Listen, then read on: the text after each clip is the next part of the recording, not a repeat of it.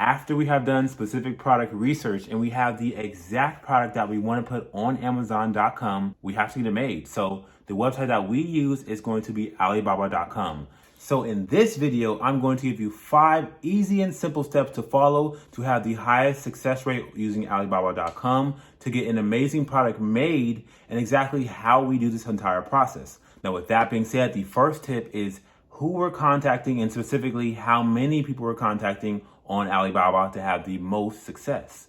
Step number 2 is exactly what we're messaging these people, because if we're not asking the right questions, then we're not going to get the best use out of Alibaba. Step number 3, exactly how to order samples. Do you even need to order samples? Should you order samples? The pros and cons, and exactly how to do so. Step number 4, all of the risks associated with using Alibaba and how to really manage those and negate those so you can have the highest amount of protection for yourself and for your business. Step number 5, the exact method that you need to use on Alibaba when ordering your first bulk order. That's your first product run that you're putting onto Amazon. And if you don't use this method, then you could potentially be putting yourself at risk. So make sure to stay tuned for that. Now, really quickly, hit the thumbs up button because 1, it's free, and subscribe down below because I release multiple step-by-step videos like this every single week at home with me. Now, with all this being said, we need to be keeping private label at the forefront of our mind, because private label actually allows you to create a brand, have branded products, and essentially differentiate yourself from all of the other products on Amazon.com.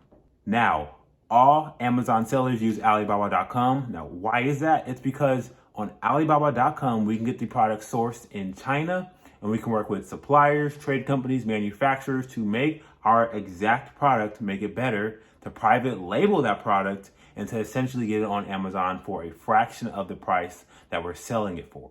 Specifically, when I say private labeling a product, what does that mean? That means that we're just simply putting the logo onto the product or onto the product packaging. This is very, very important, and it is a must if you're doing private label. Now, how does this look? It could look something like this. We have an iPhone. And so with this iPhone, we have the case and we have the brand name iPhone. Now, this is a premium version. This is a very, very high level, product packaging. And so we can also do something even simpler. Like I said, we can put it on the product. Now, here we have a yoga block. And you see the brand name is on the yoga block itself.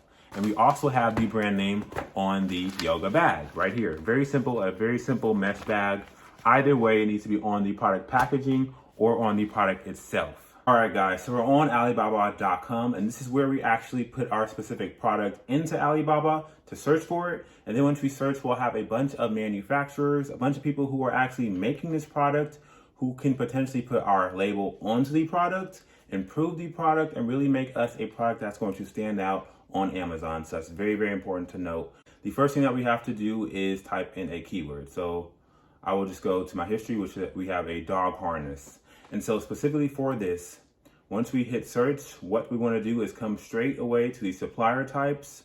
And if we click on the trade assurance and the verified supplier, basically these are going to be people who are verified by Alibaba as being legitimate sellers, and people who, if you decide to purchase a bulk order from them, they use Alibaba trade assurance, which is basically Alibaba's way of protecting you as a buyer, so that whatever you ask them to provide for you, whatever you're ordering 500 units of whatever it is, you are very specific in what you're supposed to be getting from them, so that you cannot get scammed later on in the future. So that's very important that we're focusing on trade assurance and verified suppliers.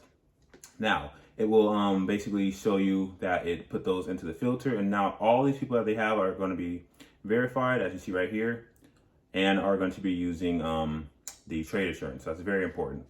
Now, what do we need to do? The first thing is that I recommend is that you contact at least 25 to 30 suppliers. Yes, you heard that right. That is a lot. And so once you contact more and more suppliers, you're going to get a bigger range of all the different supplier types, what specific products they use, different materials, X, Y, and Z. You're going to learn the entire market about that product, so you can really make the best decision on what materials you want to do, what specific innovation you can do. Really just allows you to get a big viewpoint of the market so that you make the best educated decision. Now, with that being said, if we were to click on this first person, we have different types of suppliers on Amazon. So we have a manufacturer, as you see right here, and a trading company. Now, it doesn't really matter what they are, but really quickly, a manufacturer is going to be someone who creates the products themselves in their giant warehouse. They have men who are operating machines who are basically creating the products with the manufacturer itself. Whereas a trading company is basically the middleman. So they are going to be connecting us as the buyer and the manufacturer, and they're the middle guy who's connecting both of us. And so what you will notice is that when you're contacting manufacturers, is that you will usually a lot of times have to order a bigger bulk order, but the prices tend to be cheaper. Once again, I contact both of them, but that's just for you guys to be aware of what a manufacturer is and what a trading company is. But regardless, if someone can do your product innovation, if they can put your brand on the product and really do exactly what you want them to do at an affordable price with good materials, then that is who you want to go with. Obviously, if you get a manufacturer, that'd be better, but if trading companies can do it and manufacturers can't, then that's what you would go with. Now, with that being said, we are going to be contacting 25 to 30 suppliers. You can do slightly more, you do slightly less, but the more the better, so you can get, once again, a big range of all the materials that they use, different processes. Maybe someone uses a different, process in making this dog harness. Maybe they use a different weaving mechanism that allows it to be stronger. Whatever it is, they're either using different materials or different ways to make the product. And so you want to be using the best one that's going to be suited for the customer. So when you're contacting, your 25 to 30 suppliers, there are specific questions that you need to be asking them. And I have these right here. The very first one is, hello, I'm interested in your product. I want to order X amount of units. For this example, I have 500. So the first one you want to ask is, what is your minimum order quantity? What is your MOQ? And that is the exact bare minimum amount of units that they will allow you to order for your bulk order. Now, this could be anywhere from 100. It could be usually 1,000, 2,000, but you want to be contacting enough people so that you can get a small enough minimum order quantity that fits your budget. And so you want to be asking that. The next one is, what materials do you use to produce this product? If it's like a super simple product like, a phone case, then it's going to be obviously pretty obvious. But if it's something more complex, well, once again, you want to be asking this question and really just figuring out exactly who's using what material is the best, and just, doing your due diligence. Now, the next thing is, what is the EXW? Now, that is basically, what is it going to cost for just the unit itself without any shipping, just basically for labor and the materials to produce a unit, how much is it going to cost per unit for the 500 units I'm trying to order? Now, as you order more and more units, what you will notice is that they will charge you less and less. So if you're doing, 100 units, it might be, let's say $5 per unit. Whereas if you order 1,000 units, maybe you're paying $4.50. If you're ordering 10,000 units, maybe you're paying, $3.25, whatever it is. As you go up in units, these prices will drop. And so the EXW is the price per unit without any shipping. Now, if you want to get DDP, that's going to be actually him creating the product, doing labor, materials, everything, as well as shipping it all the way to the end destination. And so I like to ask for each of these specific acronyms on their own so that you can see exactly how much they're charging you for the product and how much they're charging for the product plus shipping. Shipping should basically be the difference of the two. And if you were to go somewhere like Fredos.com, you can actually get real life quotes in real actual time on exactly how much it would cost for your specific unit, so you could actually check and see if they're overcharging you or not. But once again, a lot of times they are not, but you could definitely do that if you wanted to. Now, these are the specific questions that you need to be asking. And so I will just basically copy all these questions, and I will have these specific questions in the description and in the comment section. And once again, you need to be contacting at least 25 to 30 suppliers so that you get all of the potential so basically that you get a big viewpoint of the market, exactly what's going on, what materials, what processes, everything that's involved in this market you need to be an expert on so that you know exactly what you want to have in your own personal product. And so you would basically type these all in and hit send inquiry now. Now, instead of we hit submit RFQ, and then it will basically send this message to the manufacturer / trading company. And I believe it is sent. Usually it gives you a message. What also we could do is if we come back to the home page, and let's say we don't want to click on each of them individually, if we just simply hit contact supplier, It'll take us here, which is what I usually do, and then hit send inquiry now. Okay, it's asking you the quantity needed. So he actually had a minimum order quantity of 100, but once again, even though he stated 100, you want to be very specific in asking him the same exact question again, because a lot of the data could be outdated, and so it may not be as accurate as if you ask him what it currently is. He could have changed that. And so, first example, we asked him 500, and so quantity needed, let's say we want to order 500. And so once we have all the questions that we're trying to ask him, we basically slide to submit, and then it is submitted. And then he'll get back to you, and out of these 25 to 30 people that you're contacting, they're not all going to get back to you. And that is why we're contacting a lot of people. You can contact even more, upwards of 40, 50, as many as you want. But once again, they're not all going to reply. And so the ones that actually do reply, we're going to have a second set of questions that we're going to ask them. All right, so we just sent him the original message, and let's pretend that he actually replied. What we would come to is we would come to messages, click on messages, and then you would pick his specific message from the list. And then the second set of questions that we need to be asking are these ones. And so the very first one is, first off, what is going to be the shipping time to get it to California? That is a question that you want to be asking, but more importantly, you want to be asking, once again, what materials, what packaging, do you have different styles, different sizes, and then specifically your innovation, can you improve X, Y, or Z, whatever it is? Can you improve the thickness of the material, or can you make it thinner? Can you make it more durable? Whatever it is, it's going to be product specific, and you want to be asking if you can actually innovate, improve the value, make the product that you're trying to source better, so that you do not get the same customer complaints that the other products that are selling on Amazon currently, who are going to be competing with you, are getting. And then the last question, and arguably the most important question that you need to be asking, is can he put a logo onto the product itself or onto the product packaging?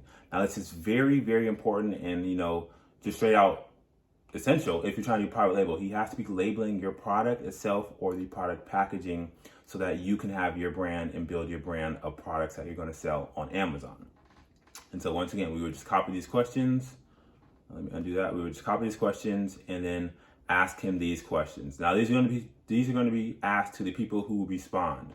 You don't ask it initially, because some people won't respond, and for the ones that respond, give you prices, give you answers to the first set of questions. You want to ask them the second set of questions, because they're actually serious, and you want to ask the ones who have the best communication, and the ones and the prices that you feel like are the most affordable for what they're giving you. And so once again, we would just paste these questions in here, and then he would obviously get back to you. And then for the top manufacturers that you want to actually go with, that you feel like have the best communication, there's no red flags, they're using good practices, whatever it is, then we will move on to actually ordering samples. Now, when it comes to actually ordering samples, this is where things get serious. So we are ordering samples on Alibaba, and we also want to order samples on Amazon of our top 3 competitors, top 3 to 5 competitors. But I recommend the top 3 competitors, because those are the ones who you really want to be competing with. You really want to have your quality of the samples that you order on Alibaba to be equal to the samples of your top competitors.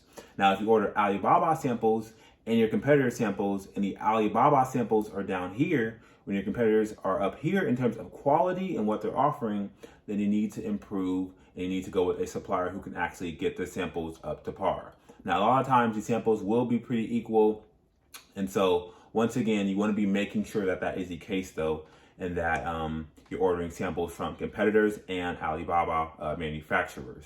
And so what this will look like is you will just basically, once again, come back into messages and contact the manufacturer and ask him to send you samples. Now, with these samples, preferably the samples that you want him to send you are the samples with your logo either on the product itself or on the product packaging. Now, with that being said, this is going to be a couple of cents added to each unit. It's not a very expensive thing. All the manufacturers will not be able to do it. Some will say that it's going to require a minimum order quantity of, 5,000 units. Some will say, a couple hundred. Some will say 1,000. You want to be going with the supplier and the manufacturer who is going to be the best for your budget. If you can't order 5,000 units, then you wouldn't be using the supplier who's saying he can only put your logo on if you order a unit order of 5,000 or more. And so once again, use common sense, but you have to be getting your logo on the product packaging or the product itself. And so basically what you would have him do is you would ask for, can you put the logo onto the product? And a lot of times you will find put it onto the product packaging, like the box or the bag it comes in. He just simply either prints it on the box or he sews a mesh logo or rubber logo. There's multiple logos, and so you're going to ask him what logo types he has, and with those logo types, how much each of them cost. And specifically, you're going to get samples of your product with the logo on itself or on the product packaging. So once again, can you put the logo on my product packaging, and specifically what logo types do you offer? How much for each? And so you need to be asking these questions, getting all of the information so that you can make the best decision. You know, maybe it won't make sense to do a bag. Maybe it makes sense to do a box. And so you would go with the box option and have him print it on, which is very simple. Maybe you do the bag and have him sew a rubber logo into the bag. It's very simple. He's going to be able to do this. He does this at scale, so this is nothing new to him, but you need to make sure that you're having your logo on the product packaging or the product itself. And so with this being said, he's going to say, yes, I can do it. And he's going to tell you the prices for each of them. You're going to say, okay, I want a rubber logo on the mesh bag, whatever it is. And so you're going to ask him to send you an invoice for that. And he's going to ship it over to you once you get the actual sample. You're going to verify that it's good quality. If it is, then you would move on to the next step. When it comes to ordering the samples, what you're going to pay for is essentially just the shipping. It's going to be anywhere from $50 to $70 to order a single sample. So yes, it is pricey, but this is a step that you cannot skip. And if you do not order samples, then there is no telling what your bulk order is going to have, if the quality is good, if it actually exceeds the competitors, which it needs to actually exceed the competitors, or at least be up to par with what the competitors are offering at the very least. But once again, we're going to be doing above and beyond and really improving and innovating the product that we're offering on Amazon so that our product is favorable. And what you also could do is have him put, a sample of the rubber logo, a sample of the print logo, whatever it is, the sewn in logo, so that you order 3 samples and you're really only paying 1 shipping price. And so you spend less money that way and you get a bigger range of the different logo types that you want. You're going to be ordering a variety of different logos, and so really seeing which one fits your product the best and which one makes the most sense. Now, after we have found a supplier who has good communications, there's no red flags, he is very responsive, he has a good materials, a very good product with the logo on it or either on the product packaging that you're pleased with, and the supplier that you actually want to go forward with, now we are actually going to order the bulk order. But before that, let's talk about the risk of using Alibaba. Now, what are the risks of using Alibaba? And so the risk of using Alibaba is that there are going to be people who are on Alibaba who may want to take you off and maybe want you to pay through PayPal, or maybe want you to pay through Western Union or whatever it is. And typically these are going to be people in India and Pakistan. And so we want to be working with people who are in China because they are a lot of times going to actually be able to use Alibaba. Whereas if you're in India, Pakistan, Alibaba isn't as compatible. And so those people will actually have you go through PayPal, through Western Union, whatever it is, to pay for the bulk orders. Now, there are going to be some people who are legitimate in that situation, but we're going to be focusing on people who are specifically in China so that we have the best protection, people who are using Alibaba trade assurance and people who are verified.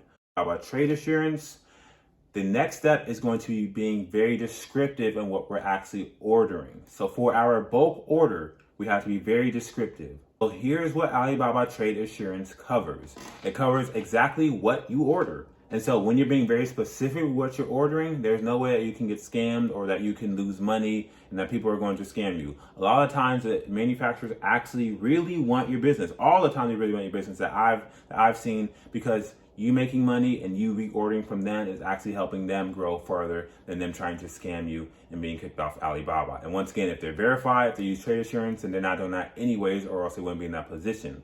So how do we actually order? We want to be very specific. And right here we have, make sure that you are defining exactly what you're paying for when you're placing your bulk order. And for an example, I wrote, I want 1,000 units of the following product. A 4 ounce, so I'm having the weight, the 4-ounce soy wax steel metal candle holder in the color black. Each unit will be packaged in a 5x5-inch cardboard box that will have my Essence Candles logo printed on it for the amount of $15. So you're gonna be very descriptive of what you're ordering, the color, you can even include the weight, the total price. You want to be very specific. Once again, this is all not necessary, but if you're really worried about getting, scammed, which does not really happen nowadays, it used to happen maybe a decade ago. But once again, Alibaba is definitely very legitimate, and this is what I've been using to source all of my products, and it is very essential, and it allows you to really get cheap prices, because in China you can get the price for a very low price and put it on Amazon for a higher price. But once again, you want to be being very specific and just outlining exactly what you're ordering in the contract so that you cannot get played later on. Now, when it comes to actually placing your bulk order, these are things that you must have inside your order. Number one, you want to be very specific with what you're ordering, the product itself, the color, the size, the weight, whether or not the logo is going to be on the product itself or on the product packaging. You want to be very specific and having that outlined in your order and for the exact order amount. Now, the next thing that you have to have, or that I really recommend, is having a third-party inspection. If you don't want to get the product sent to your house directly, check it yourself, then send it to Amazon. What you can do, and what I recommend, is doing a third-party inspection. It's called a TPI.